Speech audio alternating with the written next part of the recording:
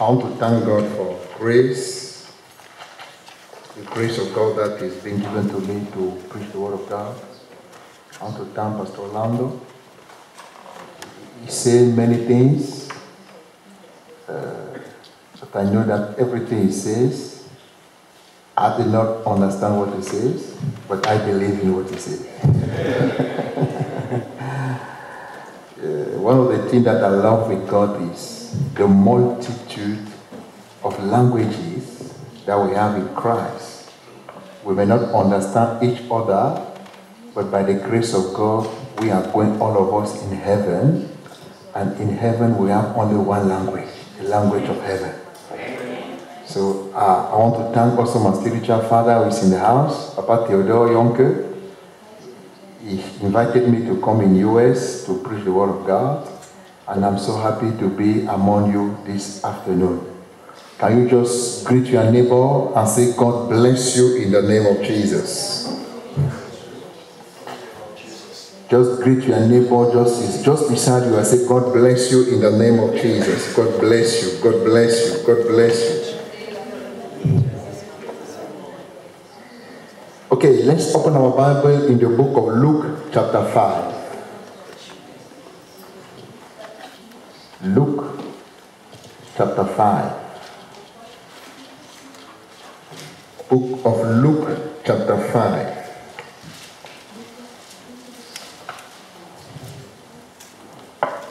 We'll read from verse 1 to verse 10.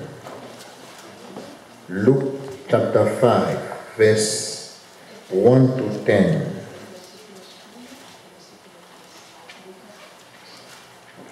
On one occasion, while the crowd was pressing in on him to hear the word of God, he was standing by the lake of Gennesaret, and he saw two boats by the lake, but the fishermen had gone out of them and were washing their nets.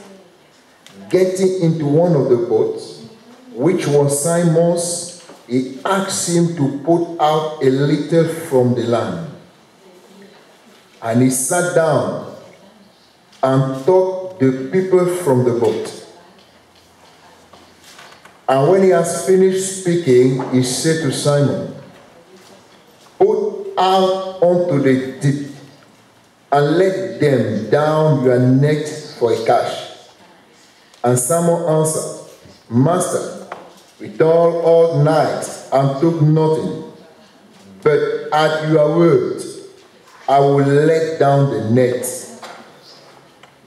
And when they had done this, they enclosed a large number of fish, and their nets were breaking. They signaled to their partners in the other boat to come and help them. And they came and filled both the boats, so that they began to sink. But when Simon Peter saw it, he fell down at Jesus' knees, saying, Depart from me, for I am a sinful man, O Lord. For he and all who were with him were astonished at the catch of fish that they have taken. And so also were James and John, sons of Zebedee, who were partners with Simon. And Jesus said to Simon, do not be afraid. From now on, you will be catching men. I'm speaking this afternoon on this wonderful theme, growing in the Lord. Growing in the Lord. How can I grow in the Lord? How can I develop my relationship with the Lord? How can I be an effective Christian in the Lord? How can I go forward with my relationship with the Lord? You know, this Christianity is a matter of relationship. And if we have a good relationship with God, it will build us spiritually, it will build us physically, it will build us emotionally, it will build us in all domains of our lives. Now, we just read in the book of Luke chapter 5, verse 1 to 10. And this is one of the famous and wonderful history that we have in the Bible. I love this history. I like to preach in this history because there are a lot of blessings that we can withdraw from this passage that can help us nourish our souls and make us better people in life. And in this book of Luke chapter 5, verse 1 to 10, I want to withdraw some principles that can help us to grow in our Christian life. And now, the first principle I want us to read and to apply in our life is in verse 1. The Bible says, on one occasion, while the crowd was praising him, on him to hear the word of God. The first thing that can help us to grow spiritually is to love the word of God. Amen. To love the word of God. In our days, in our cities, in our environment, there are many things that make us to divert from the word of God. We are so occupied with many things in life in such a way that at times we don't have the time to meditate, to fellowship, to commune with the word of God. The word of God is my first master on this earth. Because when I meditate on the word of God, I will have a clear direction for my life. There are some serious decisions that I have to take in life. And it's not going to a friend and ask for advice that will help me. But if I go into the word of God, I can remove God's instruction that will bless my soul. Can somebody say amen? Amen. It is very important to meditate on the word of God. Because if I meditate on the word of God, I will have a lot of food to nourish and strengthen my soul. Just remember what God told Joshua. He said, meditate on the word of God day in, day out. Because when you meditate, that's where your success will be. So my success is in the word of God. Now, the people that were coming to Jesus were not praising Jesus for a miracle, but the Bible said they were praising Jesus to listen to the word of God. Because the Bible said the entrance of the word of God bringeth life. So when I meditate the word of God, I will have life in my spirit. When I meditate the word of God, I will have life in me. Come on, when I go out, I know that that life is being accumulated in me because of the word of God. Now I can speak boldly, I can declare the word of God. I will not be afraid because I know that he who is in me is greater than he that is in the world. Nothing will make me to be afraid because I have the word of God with me. So these people were praising Jesus, not to listen, not to receive miracles, not for bread, not for water, not for a daily living, but they were praising Jesus to listen the word of God. That's what the word David said in the book of Psalm 119, that the word of God is a light on my path. So when I meditate the word of God, it will enlighten my daily living. Hello? That is very important. So if you have the word of God with you, it will bless your life. If you have the word of God with you, it will nourish your soul. If you have the word of God with you, it will help you to grow in your spiritual and Christian life. Amen. Amen. Now, the second principle I want us to see in this Bible, who can also help us to grow in the Lord. The Bible says, and they saw two boats by the lake, but the fishermen had gone out of them and were fishing and were fishing their nets and were washing their nets. Now you see, the second principle here is that the Bible says they were washing their nets, watching the nets. It drew my attention, and I started meditating on this, because one of the things that really attracted my attention in this text is that they did not catch any fish. But why is that they have to wash their nets? I was surprised to hear that. Because normally when you go to fish, and you have a big boat, when you throw your net and you carry fish, now fish enter your net, and the net will have the odor of the fish. And there are many other things in the sea that when you go in contact with, it can bring dirtiness and all that in the net. But you see here, the disciple of Peter and the rest of the team did not catch any fish. But why is it that they have to wash their net? That's my problem. And this is what I want to bring to us this day. Because the Bible says that we should grow in the Lord. This is the theme of my message, growing in the Lord. They have not catch any fish, but they have to wash their net. Why? I ask myself that question. Why is it that they have to wash their net? They are not catch any fish. And listen to me. The Bible says, when they came back from fishing all through the night, they did not catch any fish. But the other disciple or the other people, they went out and they say, I am tired. I cannot wash my net now. Let me just throw it there. Maybe when I come out or I come in the evening for a next journey for fishing, then I will wash my net. Peter said, no. Me, what I want to do now, I will wash my net before going back to the house. Though I'm tired, though it is difficult, but let me wash my net. One of the things that we should understand in this Bible is that there are some sins in our life that we need to let go. There are some issues in our life that we need to let go. There are some characters that we have that we need to let go. There are some things that we hold and we say, I will not let go. Jesus said, let it go. Because if I wash my net, though I have not catch any fish, it means that if I allow my life to be clean, if I allow my life to live, if I live my life in a sanctification, in a rightful way as the Lord wants, I will be blessed and the Lord will be pleased with me. Hello.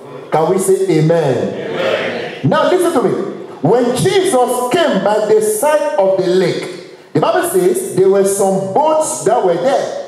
But he did not choose any other boat than the boat of Peter. Why? Because the boat of Peter was ready for a mission. Yes. When I wash my net, I allow my life to be ready for a mission. This is a right way of living. Washing my net every day means that I have to watch over my life. There are some issues that I need to let go. There are some images that I have not to see. Like Pastor John was preaching this morning in Philadelphia about living a pure life. We need to live a pure life, a life of sanctification, because this is the only thing that qualifies us to go to heaven as children of God. But if you live a life of sin, a life of immorality, a life of fornication, the Bible says that we are disqualified for heaven. But if we live a life of purity, a life of sanctification, it means that our body, who is the temple of the Holy Spirit, is ready to welcome our King, to welcome the Master, to welcome Jesus. Can we say amen? Amen. This is very important. I need to live a rightful life before God. That's why the Bible says they wash their net. So when I wash my net, I'm preparing myself for a next mission. God wants to give you a mission. And the mission God wants to give you is that sinner will be saved through you. Is that people will know Christ through you. Is that you will be a mouthpiece of the Lord. Just see, when Jesus uses the boat of Peter, see what, let me just put it like this. Peter borrowed his boat to Jesus.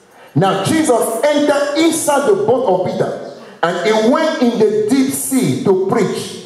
You see? Now the boat of Peter is like us today. When we clean our life, Jesus can sit inside our life and he can speak through us. He can declare his word through us. He can heal through us. He can deliver through us. He can bless people through us. It is possible that today God use you for a miracle revival in this land, in this place. It is possible. And when God uses the boat of Peter, Jesus will never use you without blessing you. God will never use a material that you have borrowed to him without blessing you in return. But my focus this morning is not the blessing. My focus is how am I going to do to grow in the Lord? To grow in the Lord, I should love the Word of God, meditate on it. Secondly, I should live a life of sanctification, a life of holiness. The third thing I want to say, because very soon I will close my message.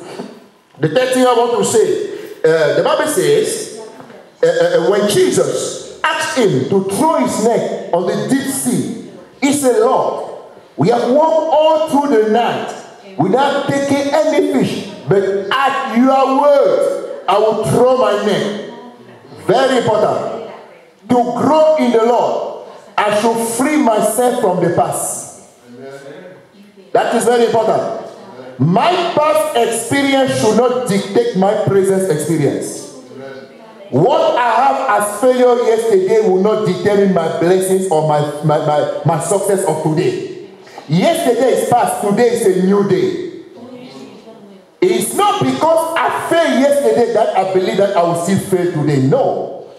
I have to separate myself from the past. I think the past life that we have can be bitter, but my presence will be sweet. Amen. Hello? Can we say amen? Amen? This is very important.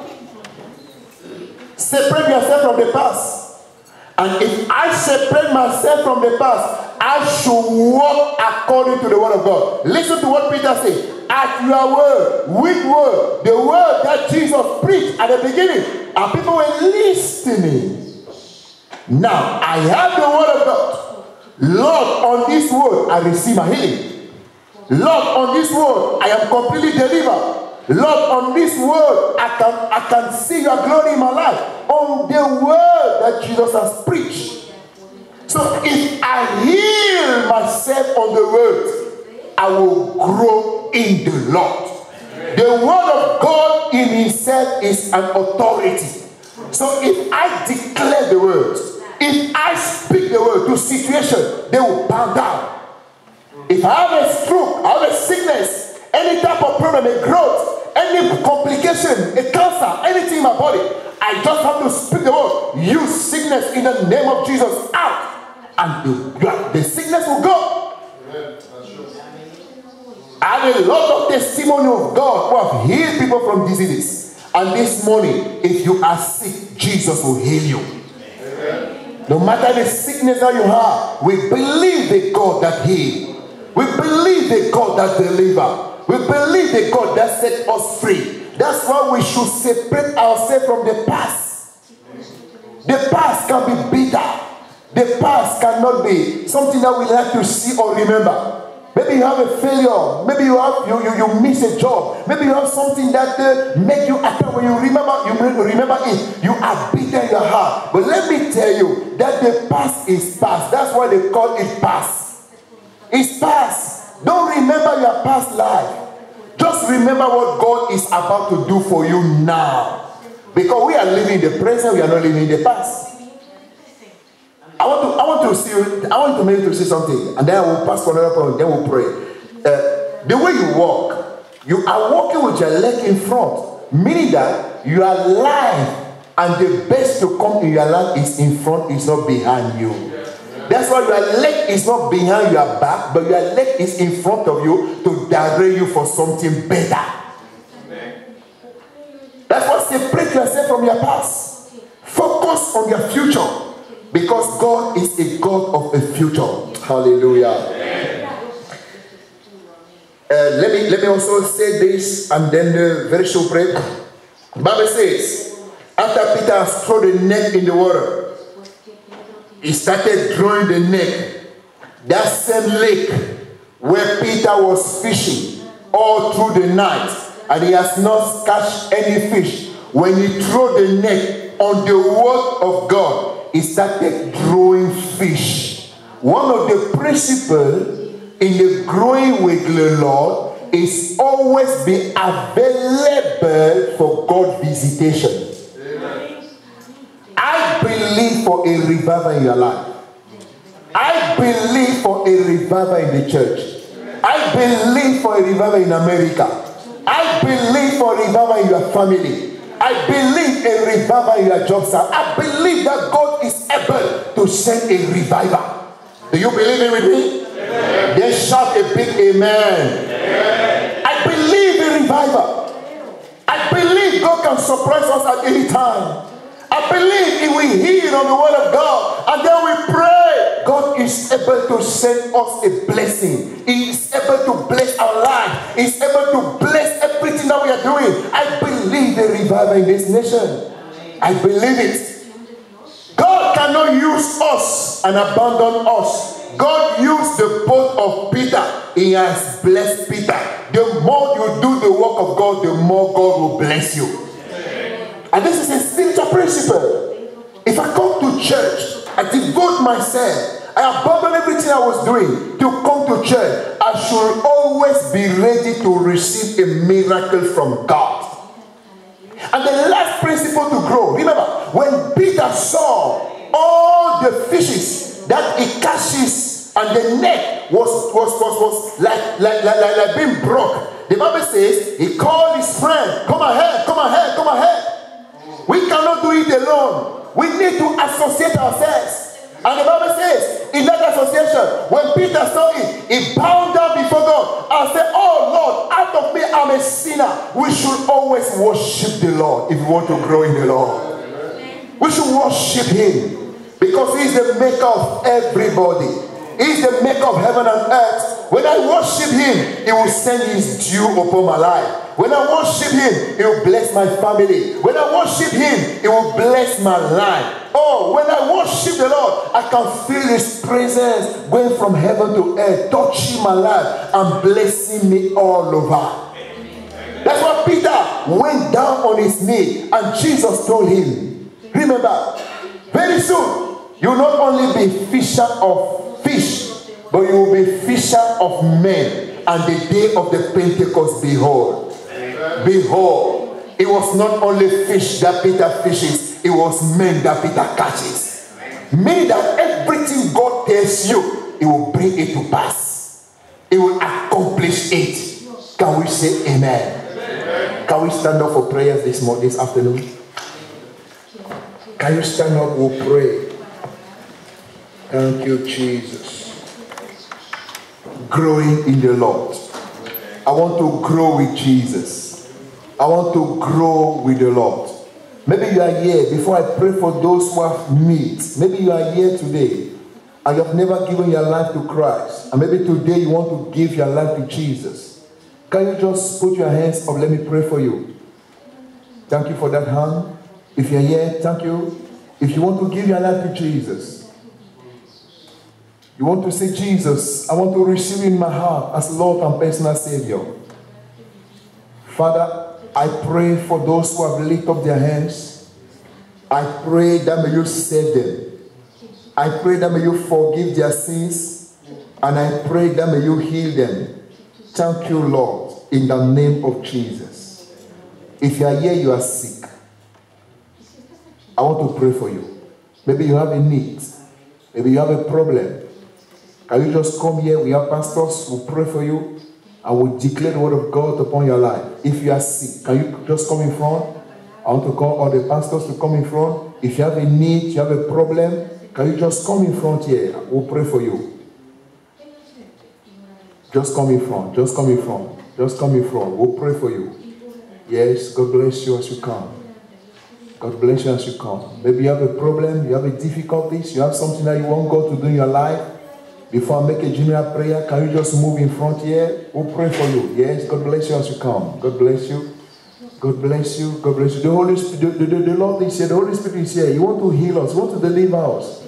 You want to do us good. Yeah, just come in front. We'll pray for you and you will see the word of God will be manifested in your life. Thank you, Jesus. Maybe you are sick. Maybe you have a problem. You have a need.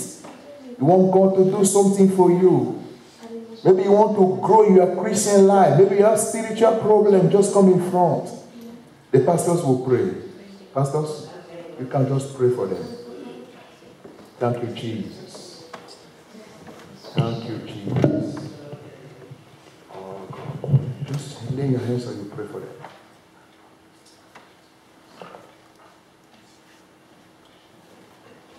Jesus.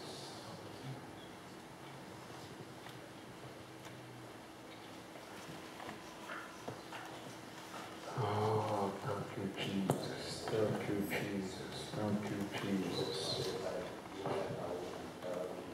Thank you, Jesus.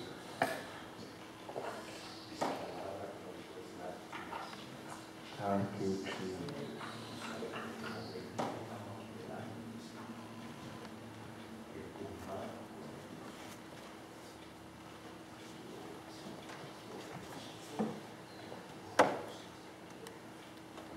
Thank you, Jesus.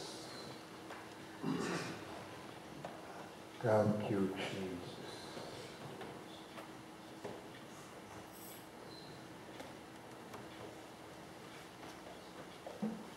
Father, I give you praise for your word.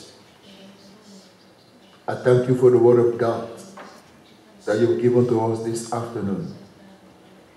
I thank you for your people.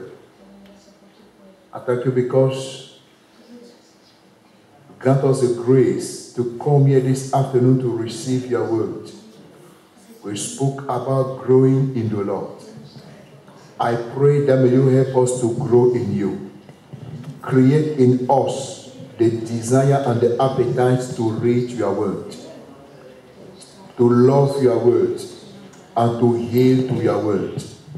Father, I pray that all those who are here with needs and problems, may you meet them as you met the need of Peter. Amen. Lord, I pray that all those who are sick, by the power of the Holy Ghost, let the move of God be real, and let every sickness be destroyed in their bodies in the name of Jesus. Every growth, every cancer, every disease, every spinal cord, every trouble in the system, every situation that they are carrying in their bodies, I command every sickness to go in the name of Jesus. I break every sickness out of their bodies. I pray, receive your healing, receive your deliverance, be completely free in the name of Jesus. Lord, I pray that may you bless the church, bless the Christians, bless everything that they are doing. Let your name be glorified in their lives. Receive all the praise and all the glory. In Jesus' name we pray. Amen.